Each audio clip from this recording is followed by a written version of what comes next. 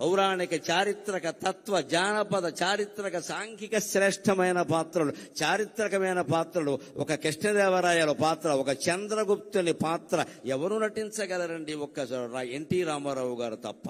ఇప్పటికీ కృష్ణదేవరాయలంటే ఎలా ఉన్నాడో మనకు తెలియదు. మేమైతే రామారావు గారే కృష్ణదేవరాయలు అనుకుంటాం. మేమంటే అసలు ఇలా మీసం తిప్పుతూ ఉంటే మనవాడరా, తెలుగువాడరా, ఇంక మళ్ళీ అనుమానం ఏమిట్రా, ఇటువంటి మహారాజు ఉంటాడా, ఆంధ్రభోజుడు మళ్ళీ పుట్టాడా అనుకున్నాడు. ఆంధ్రభోజుడు అంటే ఆంధ్ర భోజనం చేసేవాడు కాదు. ఆంధ్రంలో కవులని పండితులని సంస్కృతంలో భోజమహారాజు ఎలా పోషించాడో ఆంధ్రంలో కవుల్ని పండితుల్ని అలా పోషించేవాడిని ఆంధ్రభోజుడు అంటారు. ఆంధ్ర భోజనం చేస్తే ఆంధ్రభోజుడు అనరు. అలాగా ఎందులో నటించినా ఒక ముద్ర వేసే విధంగా వివేకానందుడు చెప్పినట్టుగా ఎవరైనా ఎన్నేళ్లు బతుకుతారు ఈ ప్రపంచంలో, నీదంటూ ఒక ముద్ర వేసి వెళ్ళు అంటాడు ఆయన. అలాగా ఆయన ముద్ర అనేక రకాలుగా వేసి వెళ్ళిన మహానుభావుడు. ముద్ర కాదు, భద్రమూర్తి ఎన్టీఆర్ అంటే. ఆయన ఇప్పుడు కూడా ఒక పాత్ర ధరిస్తున్నాడు. ఆయన స్థాయికి తగిన పాత్ర ఆయన ధరిస్తాడు. ఎప్పుడు ఇక్కడ మహారాజుగా నటించాడు కదా, అందుకే భగవంతుడు ఆయనకి ఇచ్చిన యోగం ఏమిటి అంటే, అనగా స్వర్గమునేలు పాత్ర గొనినావా రామరాయ ప్రభో. ఏమయ్యా, ఇన్ని రకాల మహారాజుల పాత్రలు వేసావు కదా, స్వర్గాన్ని పరిపాలించే పాత్ర తీసుకోవయ్యా అని భగవంతుడు దేవేంద్రుడు స్వయంగా పిలిచి రామారావు గారికి స్వర్గం ఇచ్చాడు. అక్కడ ఆయన పరిపాలన చేస్తున్నాడు. ఆయనకి ఏ లోటు జరగడం లేదు. మనం దాని గురించి కంగారు పడక్కల. ఇక్కడ వైవిఎస్ చౌదరి గారిని పక్కన పెట్టుకుని నేను ఒక మాట చెప్పాలి. ఈయన ప్రతి సంవత్సరం మే 28వ తేదీని ప్రముఖ పత్రికలు అన్నట్లో ఫుల్ పేజీ ప్రకటన ఇస్తాడు పూర్తిగా. ఇప్పుడు కాదు, ఒక 30 ఏళ్ళు 40 ఏళ్ళు చాలా ఏళ్లుగా జరుగుతోంది, చూస్తున్నాను. ఆ రోజు నేను మే 27 రాత్రి నిద్రపోతూ తెల్లారితే చౌదరి గారు ప్రకటించిన ఫోటో ఎప్పుడు వస్తుందా అని చూస్తాను. NT Rama Rao photo. అది సరిగ్గా ఇలా బొగ్గమే చేయట్టుకుంటుంది. ఇలా ఉండి ఇలా బొగ్గమే చేయట్టుకుని ఉంటుంది. అసలు ఆ ముక్కుకి ఇవ్వచ్చండి ₹1 కోటి, అనుమానం ఏం లేదు అక్కడ. ఇక మిగిలిన అవయవాలకు ఎంతో లెక్కలు కట్టుకోండి, నాకు అనవసరం. నేను ఆ ముక్కు చూస్తూ కూర్చుంటా. ఈ ముక్కు ఎవడుకుందరు అసలు? ముక్కు మీద కోపం ఉన్న వాళ్ళు చాలా మంది ఉన్నారు, కానీ ఆ ముక్కు ఎవడుకుంది?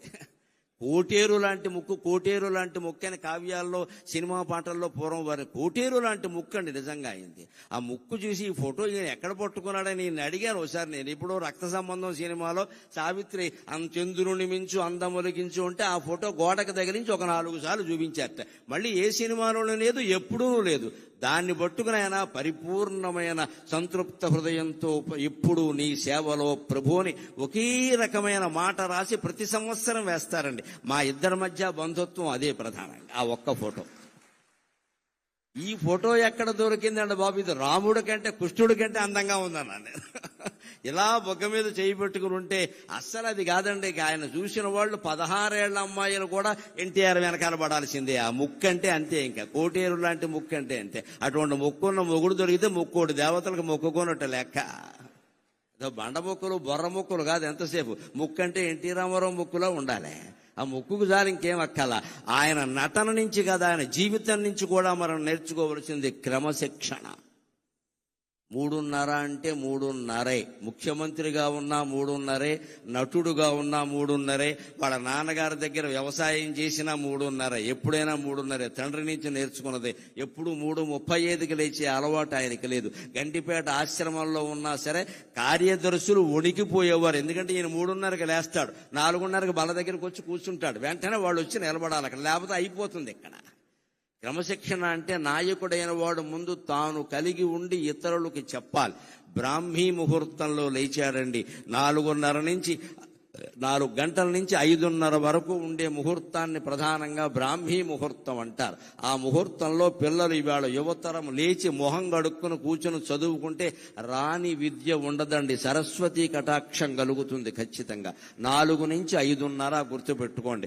రామారావు గారి విజయావకాశాలకి ఒక కారణంగా ఆయన చెప్పారు, నా క్రమశిక్షణ నేను ఈ బ్రాహ్మీ ముహూర్తంలో లేస్తా అని. ఆయన చదివే పుస్తకాలు భగవద్గీత ఇటువంటివన్నీ అప్పుడే చదువుకుని ఆయన చేసే దైవ పూజ ఏదో చేసుకుని 5 గంటలకు ఆయన స్టూడియోలో ఉండేవాడు. చస్తారా అండి హీరోయిన్లు వీళ్ళు రాకపోతే? అక్కడ ఉంటారు, బతుకుతారా ఇంకా అసలు? ఆయన 5ంటికి అక్కడ కూర్చున్నాక ఆయన కూర్చునేవాడు ముందంతే. ఎలాగా ఆయన ఆలస్యంగా వెళ్ళడం, నేను వచ్చే వరకు షూటింగ్ ఆపమండం, నేను సాయంత్రం 4:00కైనా వెళ్ళిపోతానన్న ఈ అహంకారాలు ఎప్పుడూ లేవండి. ఆయన ఖచ్చితంగా క్రమశిక్షణ పాటించేవాడు. అది ఒక్కటి నేర్చుకుంటే యావత్ జాతి ఎన్టీఆర్ కారణంగానే బాగుపడుతుంది, అనుమానమేం లేదంత. ఆయన ధరించిన పాత్రల్లో వైవిధ్యాన్ని గురించి ఒక్క మాట చెబుతాను నేను. విద్వాంస్తుష్ట పద్యమేకం దదాతి అంటారు.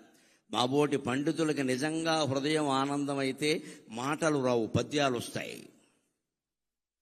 సాకేత రాముడై సాక్షాత్కరించినన్, సాకేత రాముడై సాక్షాత్కరించినన్, వాల్మీకి వర్ణనల్ వాస్తవమగు. సాకేత రాముడై సాక్షాత్కరించినన్, వాల్మీకి వర్ణనల్ వాస్తవమగు. శ్రీకృష్ణుడౌచు వశీకరణము జేయ, శ్రీకృష్ణుడౌచు వశీకరణము జేయ, వ్యాసుండు నిన్ను చూడవచ్చు నిజము. శ్రీకృష్ణుడౌచు వశీకరణము జేయ, వ్యాసుండు నిన్ను చూడవచ్చు నిజము. ఆ పితామక పాత్ర యౌవనమునదాల్ప. ఆశ్చర్యం అండి. మరో నటుడు చెయ్యలేని పని. 40 ఏళ్ల లోపు వయస్సులో ఆయన 250 సంవత్సరాల వయస్సుండే భీష్ముడు పాత్ర ధరించాడు.